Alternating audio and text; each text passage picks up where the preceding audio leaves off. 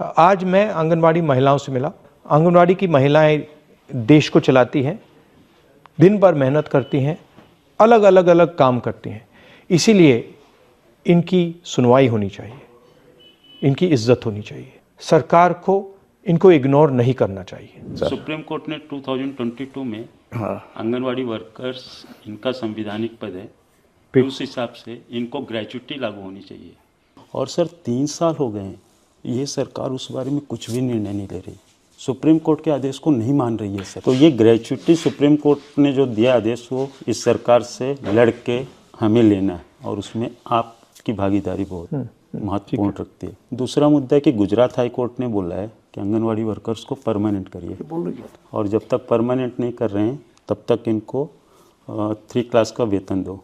तो वो भी मुद्दा उठाना चाहिए कांग्रेस पक्ष ने इसी लोकसभा में। बाल विकास नाम क्यों पड़ा? बच्चों का विकास ना है, माताओं का विकास है।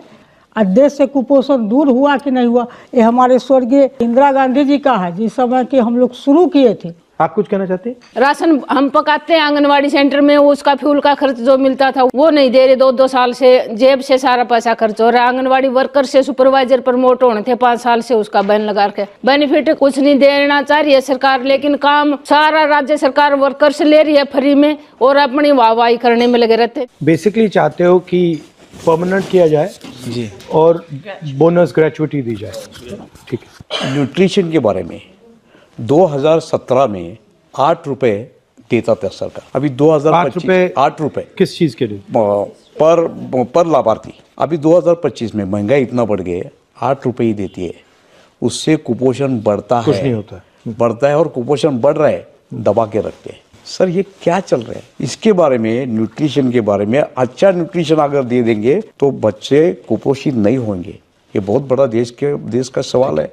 ठीक है, थैंक यू। आंगनवाड़ी सेविका कांग्रेस की बहुत बड़ी आभार व्यक्त करती है कि आज 28 लाख परिवारों को कुछ भोजन भी मिल रहा है काम करके। और माननीय प्रणव दा जब वित्त मंत्री थे तो 1500 से 3000 रुपया कांग्रेस के टाइम में हुआ था, वो भी बजट सेशन में ही हुआ था। लेकिन आज हम लोग लगभग 10-12 साल से बजट सेशन के लिए, जैसे ऊपर से कुछ टपकेगा मुंह में पड़ेगा, बजट सेशन में कुछ मिल ही नहीं रहा है। जो विचारधारा की लड़ाई लड़ता है, जैसे अंबेडकर जी हैं, गांधी जी हैं, नेहरू जी हैं, हमें सच में इंटरेस्ट है और हमें आपके साथ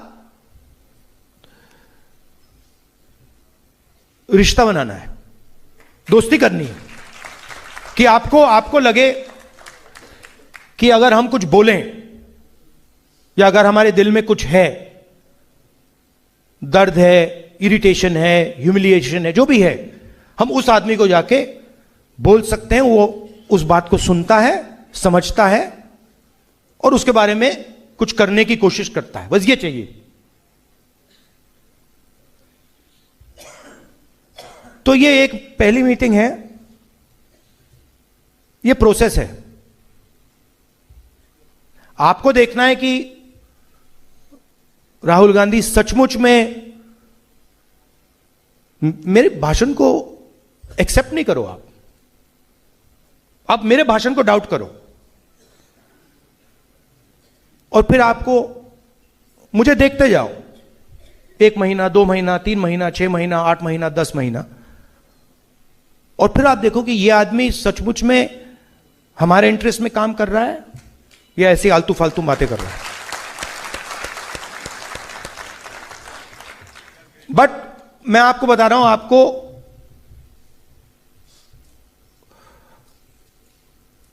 कॉन्फिडेंट रहना चाहिए।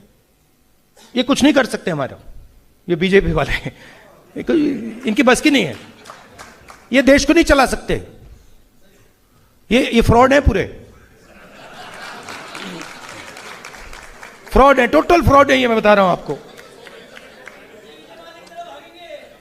ये प्रॉब्लम क्या है कि हम लोगों में यूनिटी नहीं है, हम लोग बटे हुए हैं। जिस दिन हम लोग एक हो गए ना, ये भाग जाएंगे। मेरा पंजाब में हमारा एक कार्यकर्ता एक दिन मुझसे मिला, कहता है राहुल जी आप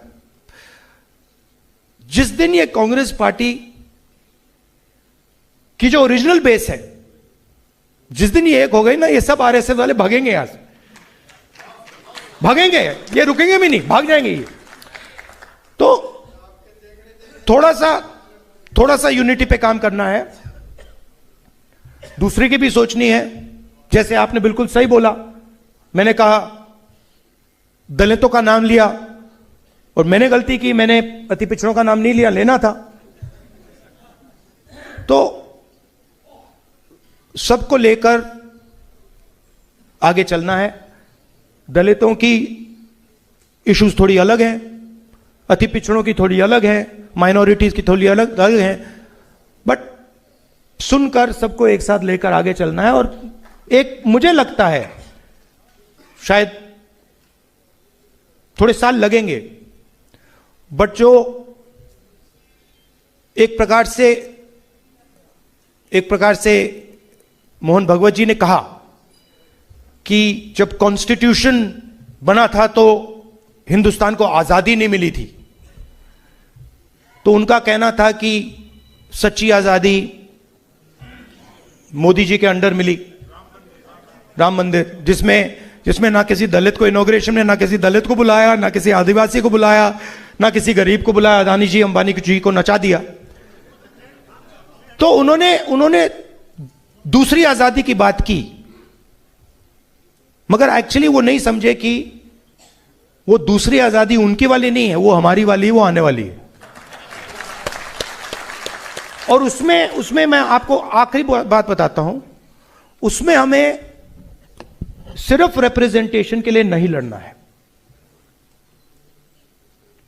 आप लोग सिर्फ रिप्रेजेंटेशन के लिए लड़े थे, पॉलिटिकल रिप्रेजेंटेशन। कांशी राम जी जिन्होंने बहुत अच्छा काम किया, वो पॉलिटिकल रिप्रेजेंटेशन के लिए लड़े थे। हुआ क्या, इन्होंने पॉलिटिकल रिप्रेजेंटेशन को इरेलेवेंट कर दिया। आज पॉलिटिकल रिप्रेजेंटेशन का कोई मतलब ही नहीं है। तो आज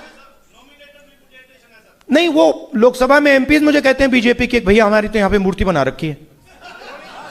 मतलब सर हम मतलब चुनाव जीत के आए, हमने सोचा था एमपी बनेंगे, यहां पे तो भैया मूर्ति बना के खड़ा कर दिया है, और मूर्ति बोल भी नहीं सकती। तो